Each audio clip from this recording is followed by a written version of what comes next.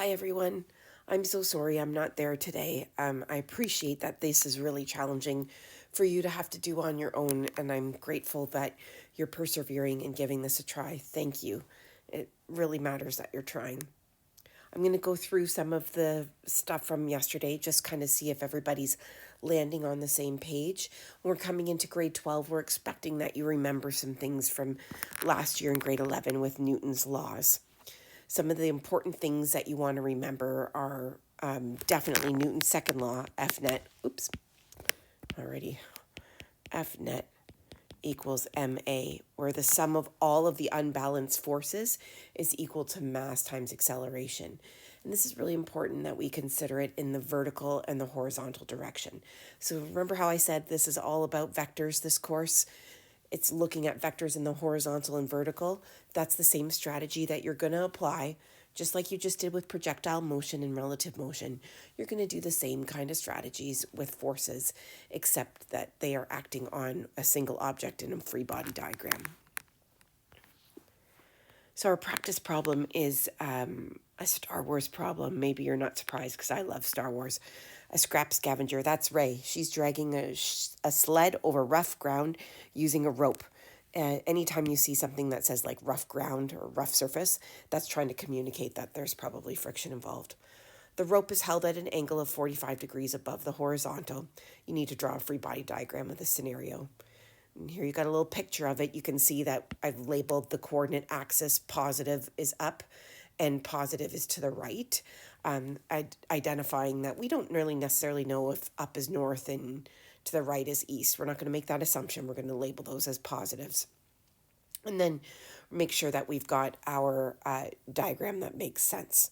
So you're going to label the forces that you'd feel pretty familiar with. Here's the force applied force by Rey that's acting on the object, which is the sled. There's a normal force. Normal forces are always perpendicular to the surface. The ground of the surface of this planet, Tatooine, is horizontal, so you're going to have a nice vertical perpendicular force, which is the normal force. There's the force of gravity that's acting from the planet onto the object, and I recognize now that I didn't tell you to use acceleration due to gravity. That's comparable to the Earth. Sorry. Hopefully you assumed that. The similar sized planet to Earth, it's made up anyway, so you wouldn't really know unless I gave it to you, right? So use acceleration due to gravity as 9.8. And then there's the friction force that's indicated by that rough surface that's happening between the sand and the sled's metal legs. I want you to think of like friction on a microscopic level. That's actually like the bumpy surfaces that are having to interact with each other. So we get a sliding that happens with sliding friction, but those surfaces, the legs and the sand, are trying to like connect. So sorry. They're trying they like bump against each other and cause like some almost like it's interfering with the movement that is happening towards the right. So we've got a velocity to the right, an acceleration to the right, and this object that Rey is pulling, the sled, is speeding up on Tatooine. The first question asked if Rey applies a force of 150 newtons to the rope and the sled is 22 kilograms, what would be the normal force that would result because of the sled acting on the ground? And so your first step there is always to draw a free body diagram. We want to draw nice free body diagrams where we're showing like a point source. So using like a single dot or like a square is really good strategy. Labeling the forces that are acting on the object and showing the approximate size. Doesn't have to be to scale, but you're showing the approximate size and then what the force actually is. You'll notice here that I've got velocity vector and an acceleration vector shown to help me know that this object is moving to the right. If that wasn't there, imagine we didn't have that there, we wouldn't necessarily know all of the facts that we need in order to solve problems. So it's really important to identify the direction the object is moving, the velocity direction and the acceleration. So you know if it's speeding up or slowing down. And then of course I've got my positive up and to the right. This is a force of kinetic friction, so I use the subscript capital K for kinetic friction because it's a sliding friction. Gravity. Here's our force applied. It's 150 newtons. We were told it's 45 degrees above the horizontal. So I'm going to take that FA, that applied force, break it into its horizontal and vertical components. Just like you would normally, you can see that I've got, with any kind of vector quantity, I'm breaking these down into their components. This is the resultant, the FA, the force applied is the resultant, and we would have a vertical component, FAY, and a horizontal component, that's FAX. I don't want to leave my free body diagram like that because all the forces are supposed to be coming out of the center of the free body diagram. So what I want to do is resolve this vector that is kind of horizontal and kind of vertical and put it so that its components are actually the way it's represented on the free body diagram. So I've got the free body diagram redrawn. All the forces that were already perfectly horizontal and vertical are still there. Now I've just added FAX and FAY, those horizontal and vertical components that belong on that free body diagram. And you can see really nicely here that with no vertical acceleration, the sum of FAY plus FN would be equal to FG. And since we know that there's an acceleration or there's an unbalanced force happening in the horizontal direction, I made FAX a bit bigger than FK. But to make sure you clarify that really nicely for your reader, it's really important, or for whoever's looking at your work, that you're writing down a Newton's second law equation for the vertical and the horizontal. So what I mean by that is that you're going to apply Newton's second law, F net equals ma, to the vertical and the horizontal for every problem. That's kind of got to be standard for your practice in grade 12 physics. Okay? Oh, sorry, I keep pointing this as horizontal. I'm just doing it in the vertical here.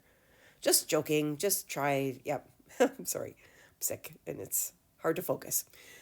Okay, so we've got Newton's second law. What am I saying? We're applying this in the vertical direction. There is no acceleration in the vertical direction, which means the forces have to, whatever's pointing upwards is going to have to equal to whatever's pointing downwards. So you can see me doing that here. The verticals upwards are summing, and they're set equal to the only force that's acting in the vertical direction downwards. Just looking at the magnitudes, just the sizes, not focused on the direction because I've already dealt with the direction in my free body diagram. And then I'm subbing in what I know here. I'm asked to find the normal force, so I'm after the normal force, rearranging and solving for Fn, and then subbing in my values, and then reporting my final answer. In the next one, you're asked to find the force of friction.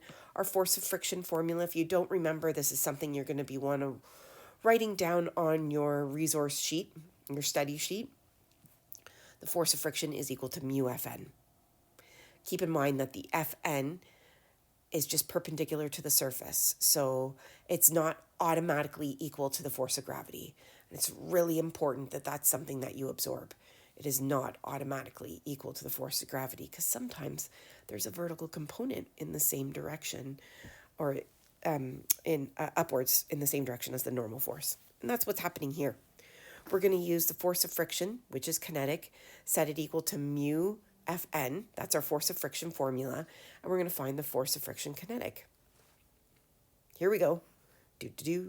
Sub it in. I'm using subscript K here to show that this mu, the coefficient of friction that arises, that's a constant for different surfaces. So we've got metal to sand.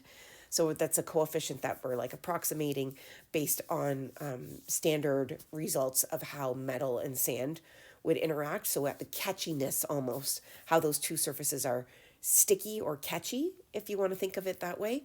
That metal probably slides really easily, so that's why the coefficient of friction is closer to 0. But something that would have a high coefficient of friction that's really sticky, that doesn't slide very easily, would have a closer coefficient of friction to 1. I'm going to sub in what Fn equals because I just found it up above. Just found it. Good thing I wrote down my vertical my vertical Newton's second law statement, because I know which direction this is all going, and I can tell that Fn is not equal to the force of gravity. So I'm paying attention to that. I don't want to sub in mg for Fn here because Fn is not equal to perfectly mg. And then when we multiply that value by zero point 0.3, which is our coefficient of kinetic friction, you get 33 newtons to the left. It's the force that's opposing the motion. Kinetic friction is often, 99% of the time, often opposing motion. Static friction, a little bit different. Stay tuned for that. When we're finding the overall acceleration of the sled, we want to recall that Newton's second law is equal to F net times the mass times acceleration. So that means the sum of any unbalanced forces in the vertical or the horizontal direction is equal to the mass times acceleration. So if I'm going to apply that in the horizontal direction, because we have unbalanced forces in the horizontal, we're going to say F net in the x direction. Look at that subscript. I'm really paying attention to my directions here. F net in the x direction is equal to Fax minus the force of kinetic friction. And I'm subbing in my values and rearranging, getting a nice acceleration of 3.33 newtons per kilogram. This acceleration of the scraps is 3.3 newtons per kilogram. Keep in mind that a newton per kilogram is the same thing as a meter per second squared, and we would say that's to the right. A nice positive number here. Dealt with the direction in our free body diagram. So what you're stating here is not a vector equation when you're applying Newton's second law to find the acceleration. That's not a vector equation. That's actually a scalar because you've dealt with the direction already. So you're just subbing in the sizes. Don't sub in the direction multiple times. Like this is already negative, so I wouldn't want you to put in another negative in there to make this become positive because the friction actually takes away from the F net, right? It reduces the effect of the force applied if it's in the opposite direction.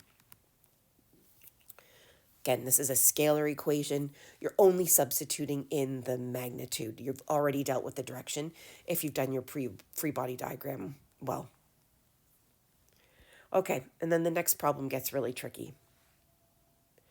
Ray's got a 22 kilogram sled and also has 20 kilograms of parts sitting on top. I know that I've got one significant digit here. We're going to pretend that it's 2. I'm going to accept 2 significant digits. I know this is also 1 as well. I'm going to act like there's 2 significant digits. My mistake. I should have made that more clear for you.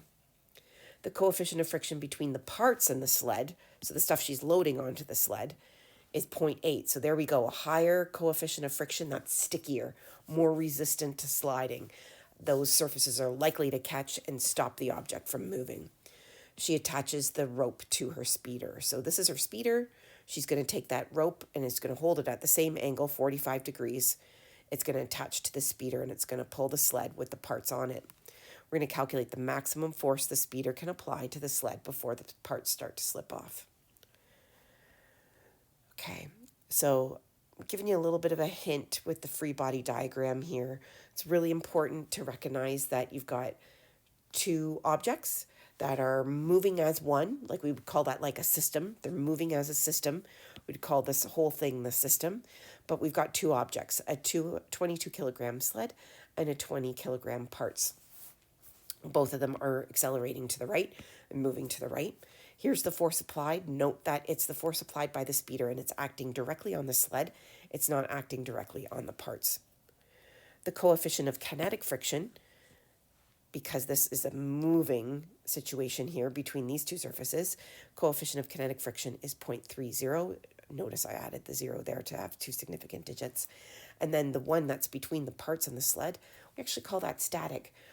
Because from the ground's perspective, you would see the parts at rest relative to the sled. Sorry, I'm going to say that again. From the ground's perspective, you would see this whole system moving at the same acceleration. But technically what's happening here is that the parts are at rest relative to the sled. So thinking of your relative motion, we're going to talk about this a little bit when we get into frames of reference next week or the week after. Make sure you're paying attention to how things are moving with respect to an observer. And keeping that in mind might help you figure out which direction the force of static friction acts when we're drawing these on our free body diagrams. The other thing I want you to remember is Newton's third law notation. Newton's third law notation, we have F object A acting on B is equal and opposite to object B acting on A, the force that would arise simultaneously. So there's going to be a third law pair that exists between these two objects. You're not surprised. It's going to be a normal force. These two objects are in contact with each other. As soon as you've got a contact force, we want to call that a normal. It's because you've got two surfaces up against each other. And the force that results between these two is going to be equal in size. So the size of the force will be the same. It'll be in opposite direction. One will be up, one will be down. They will be of the same type, so they'll both be normal forces. This is a good indicator to remind ourselves that the force of gravity and the normal force are not third law pairs because they're not the same type. Yes, they can sometimes be the same size, but they are acting on the same object and they are not the same type. In order to get a third law pair, you have to have two separate objects that interact with each other so that the third law pair arises simultaneously. It's a reaction to the action that happens. So to get started on this, I feel like there's a lot going on and I'm a little bit overwhelmed. So I'm going to try and just draw my free body diagrams and see if I can get some stuff to reveal. Maybe it'll be a bit more clear. The free body diagram is going to be different than what we had originally, and that's because we now have the parts that are sitting on top of the sled, so we have to acknowledge that that's there. So I'm going to draw a free body diagram of the sled. I'm going to use Newton's third law notation that we introduced last year. I know that might be new for some of us, but what I want you to focus on is that I'm really tracking my forces. So whatever that looks like for you, this isn't meant to be overcomplicated. This is meant to help you make sure you get the right number in the right spot so you can get the right answer.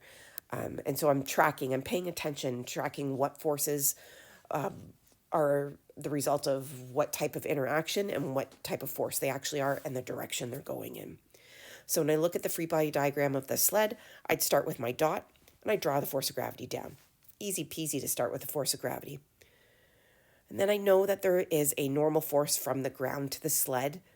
So I'm drawing that up. I'm not really focused on getting the sizes right because I know that there's other forces that are acting and I've got to think of the entirety of the vertical forces together. There's also a normal force from the parts that are acting on what? They're acting on the sled. So here we go. We've got our Newton's third law notation nicely laid out. I said Earth. Sorry. I'm going to say planet to sled. Oops. Got our Newton's third law notation nicely laid out, where we're identifying the type of force on the free body diagram, and then we're saying what's causing that and what it's acting on. So the second subscript, see how on this free body diagram the second subscript is always sled? It's identifying that that's what the forces are acting on. It's the free body diagram that you're drawing. So the second subscript is always for the free body diagram that you're drawing. This is the force of gravity from the planet acting on the sled, and then this is the normal force from the parts that are acting on the sled. That's how that reads. And then my normal force in the upwards direction, I've got ground, which is coming from the surface of the planet, acting on the sled. And then I've got FAY. I'm going to jump right to that because I know there's a vertical component from the previous work that I've done. There's a applied force that's acting in the vertical direction that's from the speeder. It was originally Ray, right? In the first problem, it's from the speeder acting on the sled. And specifically, I know that that is FA, some unknown size of force, but that's got the sign of 45 because it's 45 degrees above the horizontal. So using my component, my resultant vector to go down to get to my vertical component, I get FA sine 45 is actually what FAY, speeder to sled, equals. And then in that vertical direction, I'm going to recognize that FG here plus this FN will equal this FN plus this FAY. There's no acceleration in the vertical direction. This thing isn't accelerating up or down. It is sliding along horizontally. The speeder is pulling it. And then I'm going to make sure that I've got a velocity vector and an acceleration vector to help me, so I'm not confused. I'm going to go for the horizontal direction next. The horizontal direction has FAX, the horizontal component of the applied force, which would be the applied force times cos 45. And then we know we've got the kinetic friction, that is of the surface acting on the sled. It's the interaction of the metal and the sand. Coefficient of friction would matter there. It's the kinetic coefficient of friction, 0.3. And then there is a force of friction that is static. So I'm using S there from the parts to the sled. This is going to be tricky to have that reveal. And that might reveal a little bit better once you draw the second free body diagram. But what I want you to think of is that there has to be a force that is acting in the opposite direction of how the parts would actually slide. Does that make sense? Let me think. If I were the parts, I'm going to go back to this picture. If I were the parts, imagine this. Put yourself in this position. You often have been in this position. Like imagine you sitting in a car. Say this is you sitting on a seat in a car, and the car is accelerating to the right. When that acceleration happens, when that speeding up happens, or slowing down, but specifically we're looking at the speeding up here so we can get the right direction. You as the parts would feel that you would be pushed backwards, right? Like you get pushed backwards into your seat when there's an acceleration forward. And that is because you're in the accelerated frame of reference if you are actually within the system and you're not from the ground's perspective. So what's happening with the parts is, think of Newton's first law. At first, things keep doing what they're already doing. So before the speeder is attached and starts to accelerate, the parts are at rest relative to the sled. And they're still going to be at rest relative to the sled. They're going to resist the movement. They're going to resist that things keep doing what they're already doing until an unbalanced force acts on it. That's Newton's first law. They're going to resist that motion. The sled, if it had a brain, it would tell you that it experiences that interaction from the parts as a leftward force, a force that's going to the left. That might make more sense when we look at the parts free body diagram. So I've labeled all my forces, and then I'm going to go after the FNet statements as well. The vertical ones are not too hard to do. I'm like getting the quantities of the known information here. The vertical ones aren't as hard to do, but I might notice that it feels like there's a lot of unknowns. There's a lot going on in this free body diagram. A lot of unknowns. So when I get to that spot and I feel like I don't know what to do next, there's a lot going on and maybe I'm missing something, there's a lot of unknowns, I'm going to switch to the other free body diagram and see if some of that actually does get revealed. So I'm going to look at the free body diagram for the parts. The parts experience a force of gravity from the Earth. Oops, there it is again. Sorry. From the planet. Oh man, probably made that mistake a couple of times. The planet acting on the parts. No surprise there. The force of what? Gravity is acting on the parts by the planet. Okay, so it's really important that you see the second subscript here is identifying the free body diagram that we're drawing in this set. There's a normal force from the sled acting on the parts, and there is a force of static friction from the sled acting on the parts. So from the parts perspective, I don't know how this works. In my brain, the way that I make sense of this is that in the acceleration, in the speeding up, the positive acceleration that we're going to get here, that's got speeding up motion, we're going to get the parts are going to feel like they want to be pushed backwards. And we know that friction is kind of resistant, like it's an opposite of that motion. So if the parts feel like they would move backwards, then the friction is catching it. The static friction is catching them and preventing them from sliding off. Gosh, I hope that makes sense. So the catchiness between the two surfaces prevents the parts from sliding off of the sled. If there were no friction here, like if this were really, really low, if the coefficient were really, really low, that it would slide right off. This force would be really small. It would slide right off with a small applied force by the speeder. And they'd slide right off because the two surfaces wouldn't catch. They would just slide, and the parts and the sled would be two separate things. They would no longer be a system. Okay? So this has got to be this force of static friction that's arising simultaneously when these two objects are in contact with each other is a third law pair. And I know that I can, since this one is towards the right, it's actually the reason that someone from the ground's perspective or someone sitting on the planet on Tatooine and noticing this motion happening, they would take a look and say, oh yeah, those parts definitely are speeding up to the right. And the force of that, the reason for it, the cause of it, is actually the static friction that's acting between the sled and the parts. So this force here validates the horizontal F net that gives us this motion.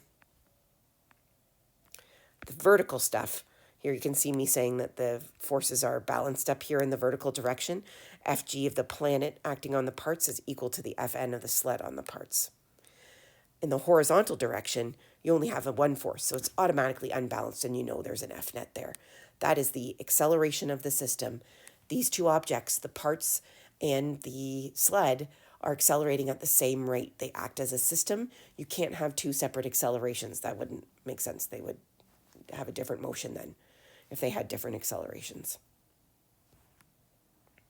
So I'm going to start with the simplest free body diagram, find the forces that I can using the formulas and applying Newton's second law. I'm going to go after Fg of the planet on the parts. That's easy. Fg equals mg. Oh, there it is, Earth. Sorry. Just joking. Fg planet to parts. I'm going to use 9.8 because I didn't hint to you that it would be any different. This is going to be 196 newtons down. That's going to be equal to the normal force of the sled acting on the parts, which matches that in the free body diagram really nicely. This is equal to this. They're not third law pairs. You could put like a tick on them, like you could do this. You could say those are equal, but they are not third law pairs, right? It's really important that we know those are not third law pairs. They are different types of forces. They are acting on the same object, and that is an automatic disqualification of the third law pair set. Okay. I can find, let's see, I can find the force of friction. I can find the size of this force of static friction that's acting between the sled and the parts because I have the coefficient of static friction and I have the Fn. I just found it. It's up here. See, what the tracking really matters. Fn sled to parts. That really, really matters because, here it is again. It's really important to track that so that you don't substitute the incorrect value at the right moment. The coefficient of static friction is 0.8, really catchy. That's really preventing the parts from sliding off the sled. And then, whoops, the decimal's in the wrong spot there. We've got, sorry about that. Oh my gosh, making a big mess now. 196 newtons times 0.8 should give us 156 newtons. And I can set that equal to F net because not only does F net tell us the sum of the unbalanced forces for any given situation in a free body diagram, it also is equal to MA. So I'm going to say, well, since we've got F net in the x direction is equal to 156.8 newtons, and Newton's second law says F net equals MA, I can therefore say mass times acceleration is equal to 156.8 newtons. And I could sub in the mass of 20 newtons there. The reason I'm subbing in 20 newtons is because this is a 20 newton parts. That's the free body diagram for the 20 newtons. That's going to give me an acceleration of 7.84 newtons per kilogram, and this is the maximum acceleration that will keep the parts on the sled. That's the acceleration of the system. So that means whatever acceleration I found with one of them, when you're in a third law pair situation like we are with the sled and the parts, when you find the acceleration of one of them, you've got the acceleration of the other object as well, because the objects are acting as a system. Okay, it's the maximum acceleration that'll keep the parts on the sled. Good stuff. So what I'm going to do is go back to my free body diagrams and see if any of the information from this one applies over here. So this is what my little X's are on the free body diagrams. Right away, I'm going to recognize we've got a normal force from the sled to the parts is equal and opposite of the normal force from the parts to the sled on the first free body diagram. So I put one single X there, trying to signify that those are third law pairs. They're equal and opposite. They are on two separate objects, and they are the same type of force. They're both normal forces resulting from the contact between the two objects. Okay, and then the other thing I can verify, so maybe I didn't know which direction to put my force of static friction, and maybe I left that till now. I know that there has to be a third law pair for this. There has to be a third law pair for this, and it's the interaction of the sled to the parts, so we better see that happen over here. Parts to sled, it has to exist. Same type of force, opposite direction, same size, different objects. They are third law pairs. So then I'm going to go as far as I can with trying to figure out all the values of the forces, because what I'm really after is FA. And that means I'm going to have to find FAX or FAY, but I'm really hoping that with all of these unknowns, I can use the components and just go after FA. So I've got the FG of the planet, not Earth, sorry. Planet to the sled. 215.6 newtons. And the Fn from the parts to sled came from this one, Fn sled to parts. I'm going to apply Newton's second law to the vertical forces. It's going to feel like it's a little bit messy, but you can see it nicely on your free body diagram. There's no vertical acceleration. Forces are balanced. So that means Fg plus Fn in the down direction are equal to Fay plus Fn in the up direction. And I'm using, that's the application of Newton's second law. There is no acceleration, so there is no mass times acceleration. I can say that the forces in the upwards direction sum to be equal to the forces in the downwards direction. And then I'm just going to go as far as I can, like substituting in, oh my gosh, I have so many earths here, substituting in the values that I know for each opportunity, for each force. Planet to sled, there we go. Okay, so you might be able to do this. I've done it in a couple of steps here, and that might not make sense to you. Do what works for you. You can see why the tracking matters so much, because you really got to pay attention here, right? You really got to know what force goes where. So this is the mass of the sled times the acceleration due to gravity, which is 9.8 apparently on Tatooine. 22 times 9.8, that'll give us 411 newtons. Plus our 196 newtons, that is from the normal force on our parts diagram. And then we've got FA sine 45. I just calculated sine 45 and then left that multiplied by FA because that's what I'm actually trying to find. And then Fn ground to sled, we don't know. So what I've done is left this from the vertical. I've left this in terms of FA. And that's okay, because I can sub that into the horizontal Newton's second law statement that I'm going to do in step 4 below. So, don't panic. I went as far as I can, and I'm going to rely on the answer kind of revealing itself when I get to the other direction. So I've dealt with the vertical as far as I could, and now I'm going to go to the horizontal. I'm trying to stay calm and not stressed about it. My forces are nicely laid out here. I've tracked them really well. I've done the physical analysis, and now it's just algebra. So let's go. Scroll down. Scrolling down. Here's step number 4. Apply Newton's second law to the free body diagram of the sled in the horizontal direction. So in the horizontal direction, we've got F net in the x direction. There I am signifying that it's in the x direction. We have the force applied times the cos of 45, the horizontal component of the force applied, minus the force of kinetic friction between the surface and the sled, and then minus the force of friction between the parts and the sled. Once again, this is a scalar statement. We have already dealt with the direction because we've subtracted it here. We know that these forces, these two friction forces, are opposite our FA, so that's why they're subtracted. We're not going to reapply that direction again because that would actually make what we just did completely irrelevant. So I'm sorting out, you can see me doing the F net in the x direction is equal to ma. So I'm applying Newton's second law to this statement for this free body diagram, and then subbing in everything I can, going as far as I can algebraically. Same kind of thing. You can see that I'm paying attention to the Fn that's involved here. Which Fn is it? I better go back and look. It is the Fn of the parts to sled. So I'm going to pay attention to that. Nope. It is surface to sled. Okay. Parts to sled. Yep, sorry. It is parts to sled. So I'm going to sub that in. Nope, sorry, I totally got that wrong. Sorry, it's late and my brain is really foggy and clouded.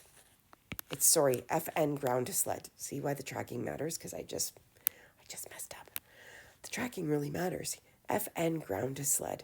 So that, I'm going to sub that into my Newton's second law over here.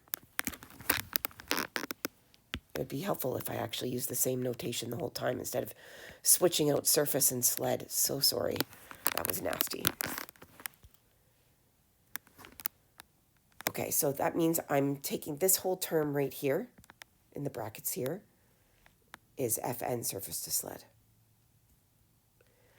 And then I'm minusing the force of friction static parts to sled. I'm going to keep going, sub in known quantities, and solve for Fa. So I've got my acceleration that I found in the from my first free body diagram of the parts, second free body diagram of the parts. Acceleration's the same, so I can plop that in. I have to make sure I'm using the mass of the free body diagram I'm drawing. So that's 22 kilograms there. And then again, going as far as I can algebraically, solving, substituting in and solving, collecting like terms. That's what I'm doing here, collecting like terms. I'll put all the numericals on the left. I put everything that had an FA in it on the right. And then the answer revealed. Thank the goddess. There it is. So this is the force applied by the speeder. And I have a direction there. I know it was above the horizontal, so I'm going to use that in my final answer. I took two significant digits, not one.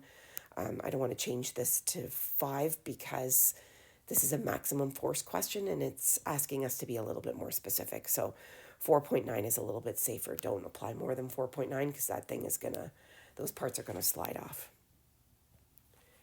I may have lost some of you here. I'm sorry if I've done that. Please take a moment to make sure that that makes sense to you.